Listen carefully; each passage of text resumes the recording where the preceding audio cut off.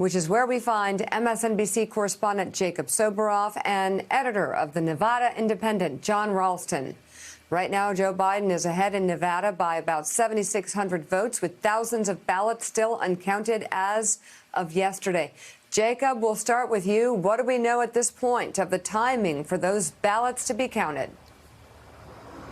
You said it, Mika. It is incredibly close here. And to be honest with you, it's relatively quiet when it comes to ballots being counted here at the Clark County Election Center. The first poll workers and election observers are just starting to show up for this morning. And actually, I kid you not, a nice woman came up to me named Donna. She said she was a Morning Joe viewer. She was very excited to see us out here. She won't be watching the show this morning, but she will be conducting, I think, what is, in all seriousness, arguably one of the most important roles any citizen can play right now, and that is observing the counting of the ballots here. 6 electoral votes, I don't think it's an exaggeration to say, Jon Ralston would probably tell you this too, are very well going to come out of this facility behind me. They have been counting for days. They have been counting deliberately. I wouldn't say slowly, but they have been counting very deliberately here, where they count about 70,000 votes a day. And that doesn't necessarily mean we're going to know the results today here in Las Vegas, Nevada. The vast majority of the votes, potentially tens of thousands, if not more than that, votes are outstanding here. And we'll get an update around 10 o'clock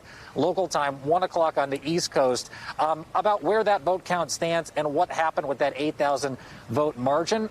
But as of right now, it stands at 8,000. They went home for the evening. We're 50 ununited states of America when it comes to voting rules and regulations. And while we have seen some overnight counts, even in other parts of this state, that wasn't the case here last night, Mika. So, Jon Ralston, the spread, as Jacob says, about 8,000, 7,600 votes, an advantage for Joe Biden. Where do you see the outstanding vote here? Could that lead grow for Joe Biden? Or on the other hand, could Donald Trump cut into that lead and perhaps overtake Joe Biden based on what's out?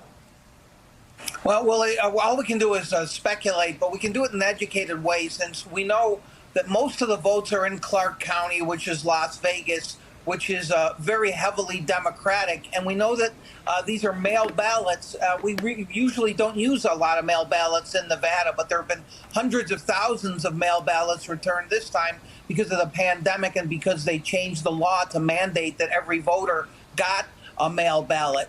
Before Election Day, Democrats in Clark County had won those mail ballots by an overwhelming margin, more than 2-1. So Democrats here are very optimistic when, as Jacob pointed out, these tens of thousands of ballots start to be counted, that Joe Biden is going to pull away. There are some ballots still outstanding in the rural counties of Nevada, where like most places in rural America, Donald Trump did very well. But let me go really quickly, Willie, to a point that Jacob made. They may not count or release all of these ballots this morning when they start to release them.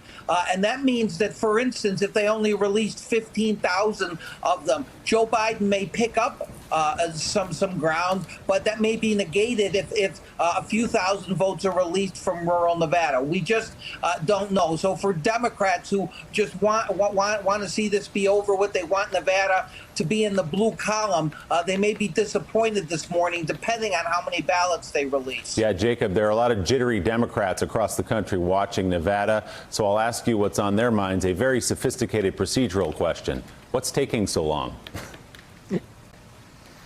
This is just the way that they do it here, Willie. And what I would tell everybody is to buckle your seatbelts. I think election administrators are some of the most admirable people in this nation, and some of the most important civil servants, no more so than today and every 4 years. But the process here is its own unique process. The 16th of November is the official certification date. If you move backwards from there, the 12th of November is the last day that signatures can be challenged on ballots. Backwards from there, the 10th of this month is the day that the last mail-in ballots can be counted, as long as they were postmarked by the 3rd. John said it. He said it exactly right. This is the first time ever on such a large scale we have had mail-in ballots in this state, universal mail-in ballots, obviously, because of the same reason I'm wearing the mask, the coronavirus. And so while the Democrats are jittery, while they're wondering what's taking so long, I think that the simple answer is this is a deliberate effort by professional election administrators to get it right. That's right. And they're doing a good job under the rules they have and the volume of ballots that they've got coming in. So, Jon Ralston, let's take a step back and look at how people voted from what we know so far in the state of Nevada. What was top of mind as you look at some of the exit polling and people you talked to even before Election Day? Was it the economy? economy? Was it coronavirus? Was it some combination of the two? Because as we know, those are inseparable at this point. What's going on in Nevada? They are inseparable, and those are the two overwhelming issues. Nevada's been hit disproportionately, I think, to almost any other state on the economy because of the coronavirus, and that's because, as I've been saying, Willie, listen, our economy is based on a few miles of road called the Las Vegas Strip, and when that shut down, that destroyed the economy here in Nevada, cost tens of thousands of people their jobs, caused an unemployment insurance and claims nightmare that this state has never seen.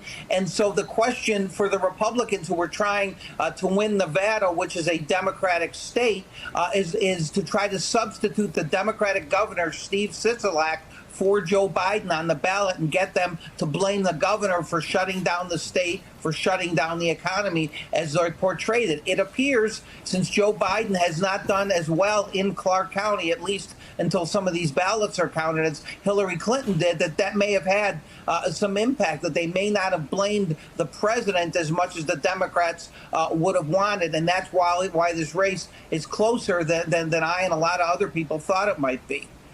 Thanks for checking out MSNBC on YouTube, and make sure you subscribe to stay up to date on the day's biggest stories. And you can click on any of the videos around us to watch more from Morning Joe and MSNBC. Thanks so much for watching.